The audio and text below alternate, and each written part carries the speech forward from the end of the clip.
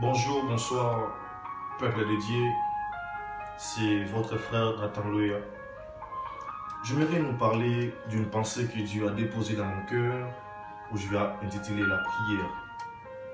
Et en parlant de la prière, j'ai un peu fouillé dans le dictionnaire pour avoir un peu plus de définitions par rapport au dictionnaire. Et le dictionnaire me définit la prière comme un moyen par lequel l'homme peut communiquer à son Dieu.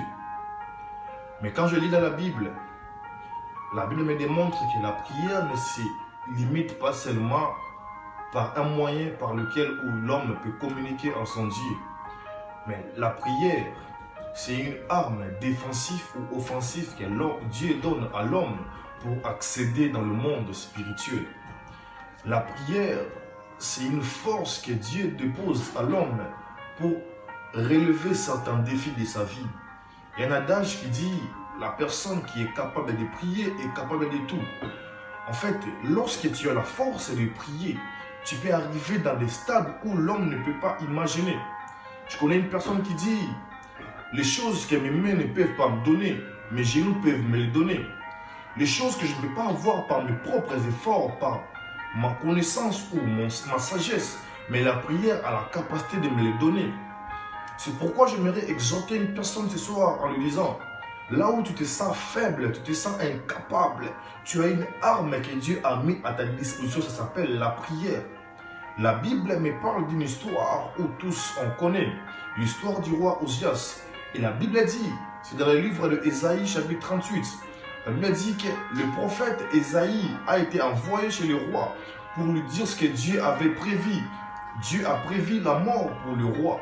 Et lorsque le prophète arrive chez le roi, le prophète lui a dit ainsi dit l'Éternel. Et que dit la Bible? La Bible dit que lorsque le prophète sortait de la cour du palais royal, le roi tourna son visage contre le mur et le roi pria l'Éternel. Bien-aimé, la décision de mourir, cette décision venait de Dieu. Mais la Bible dit que lorsque le roi a prié l'Éternel, Dieu a changé sa décision et ajouta encore 15 ans de plus dans la vie du roi.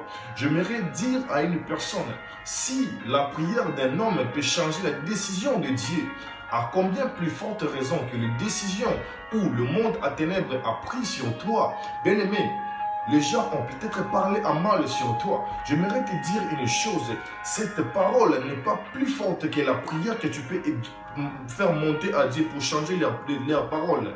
Bien-aimé, peut-être dans ta famille, il y a des gens qui disent des choses en mal pour toi, mais j'aimerais te dire une chose, tu as une arme plus forte que leur parole. Tu as une arme plus puissante que leur parole qui s'appelle la prière. Ne te lamente pas là où les hommes te rejettent, parce qu'en toi, tu incarnes une force qu'ils n'ont pas. Cette force, ça s'appelle la prière. Ne te lamente pas lorsque tu vois les choses semblent être difficiles au devant de toi, parce qu'en toi, il dort encore une force que tu ignores, bien-aimé, et cette force, ça s'appelle la prière. Ce soir, j'aimerais plus exhorter une personne à avoir la conscience qu'en lui, il se cache une puissance. Cette puissance, ça s'appelle la prière. Là où tu te sens limité, mets-toi à prier. Là où tu te sens rejeté, mets-toi à prier, car la prière a la capacité de changer toutes choses autour de toi. La prière a la capacité de faire écouler toutes les montagnes qui s'élèvent devant toi. La prière a la capacité de changer même les décisions de personnes qui ont parlé en mal sur toi, bien-aimé. La prière a aussi la capacité de faire venir vers toi les choses impossibles. La prière a la capacité de faire venir vers toi les choses que tu n'as jamais imaginées. La prière a la capacité de t'amener au-delà de tes rêves, au-delà de tes pensées. C'est la pensée que Dieu a déposée dans mon cœur ce soir pour exhorter une personne à se mettre souvent à prier, qui a pleuré devant certaines situations. Que Dieu vous bénisse.